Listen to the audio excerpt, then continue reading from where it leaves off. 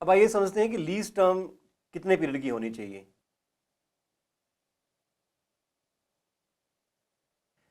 हमने ये तो समझा कि लीज टर्म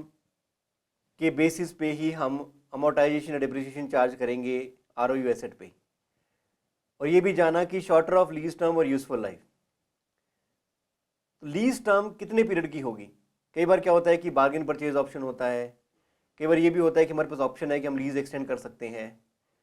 एक इनिशियल टर्म के लिए हम डिसाइड करते हैं, लीज कॉन्ट्रैक्ट मैटर करते हैं, तो कितना पीरियड माना जाएगा ये भी तय करना होता है कि लीज टर्म कितने पीरियड की मानी जाएगी। उसके बेसिस पे हम अपनी कैलकुलेशंस करते हैं लीज लायबिलिटी की और आरयू एसेट की डिप्रिसिएशन और अमोर्टाइजेशन का। लीज टर्म के लिए हम ये देखेंगे कि नॉन कैंसिलेबल पीरियड्स कितने हैं, क्या हमारे पास लीज एक्सटेंड करने का ऑप्शन है और हम रीजनेबली सर्टेन है कि वो एक्सटेंड करेंगे ही करेंगे,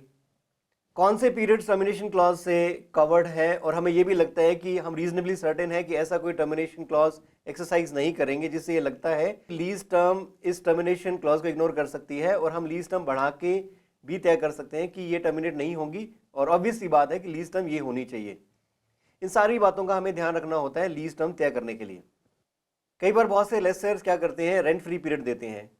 लेसीज को लुभाने के लिए कि वो आके बिल्डिंग यूज़ करना शुरू करें, उन्हें रेंट फ्री पीरियड का ऑप्शन देते हैं। तो लीज टर्म कब से मानी जाएगी? जिस दिन से हमें बिल्डिंग एक्सेस मिल गया उस दिन से, या रेंट फ्री ख़त्म होगा तब से हम लीज कमेंसमेंट मानेंगे? तो जिस दिन से हमें बिल्डिंग का एक्सेस मिल गया इसका मतलब तब से हमारे पास राइट ऑफ यूज़ है, उसी दिन से हम लीज कमेंसमेंट का पीरियड मानेंगे और रेंट फ्री पीरियड को भी हमारी लीज टर्म में इंक्लूड करेंगे। इसे एक्सक्लूड करके नहीं हम तय करेंगे कि ये तो हमें फ्री में मिल गया, ये फ्री में नहीं मिला है, ये हमें लीज में एंटर करने का एक तरीका है, इसे हम इंसेंटिव के रूप में ले सकते हैं, इसे हम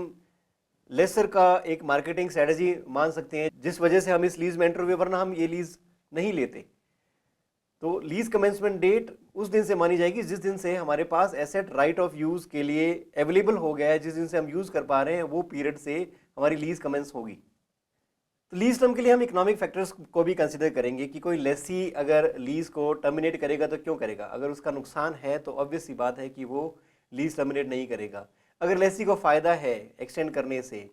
मार्केट में हम रेट्स देखेंगे, मार्केट में रेंट रेट ज़्यादा है और हमें यहाँ एक्सटेंड करने का मौका मिल रहा है कम रेट पे, तो ऑब्वियस सी बात है कि लेसी एक्सटेंड करेगा। इसमें कोई दो राय नहीं है कि वो एक्सटेंड नहीं करेगा क्योंकि उसका फ़ायदा है। तो हम जब इकोनॉमिक फैक्टर्स को कंसिडर करते हैं तो हमें ये पता लग जाएगा कि lease term extended period include करेगी नहीं करेगी, टर्मिनेट होगा नहीं होगा, lease term initial contract period की ही होगी या नहीं होगी।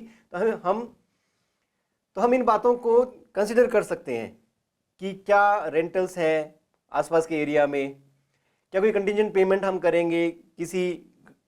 इवेंट के होने या ना होने की वजह से, अगर कोई पेमेंट्स करनी पड़ जाती है या नहीं करनी पड़ती हैं वो भी हम कंसिडर कर सकते हैं हमारे फैसलों में। क्या कोई रिन्यूअल या परचेज ऑप्शन है लेसी के पास कि वो रिन्यू कर सकते हैं कम रेट पे मार्केट से, या परचेज कर सकते हैं इस एसेट को मार्केट से कम रेट पे, ऐसा कोई ऑप्शन है वो भी हमें देखना होगा जो हमारे फैसलों में मदद करेगा कि ये लीज का टर्म क्या होगा।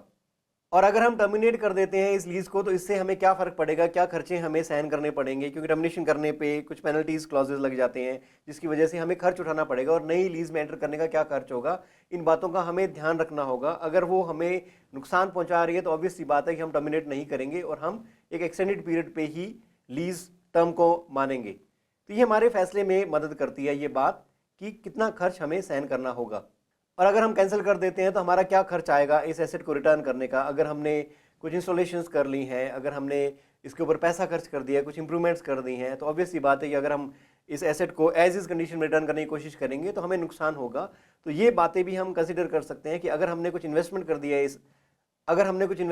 है तो ऑब्वियस सी बात है कि हम लीज टर्म को एक्सटेंड करेंगे ही करेंगे, और इकोनॉमिक बेनिफिट है हमारे लिए लीज टर्म एक्सटेंड करने में, तो वो भी हम रीजनेबल सर्टेनिटी में डाल सकते हैं और लीज टर्म को बढ़े हुए पीरियड में हम ले सकते हैं। हम एसेट के नज़रिए से भी देख सकते हैं कि एसेट का क्या नेचर है, कहाँ पे लोकेटेड है, क्या कोई ऑल्टरनेटिव एसेट्स अवेलेबल हैं। अगर हम इसे रिप्लेस भी करते हैं, इस लीज को छोड़ते हैं, तो हमें कोई और एसेट देखना पड़ेगा, क्या वो हमें वैसा ही फ़ायदा देगा जैसा ये एसेट देगा, और हम इंप्रूवमेंट्स जो हमने किए हैं इस एसेट्स को लेकर उनको भी नज़रअंदाज नहीं कर सकते, और हमें अपने फैसलों में इसे कंसिडर करना होगा। इन सारी बातों को ध्यान में रख के हम लीज टर्म तय करते हैं।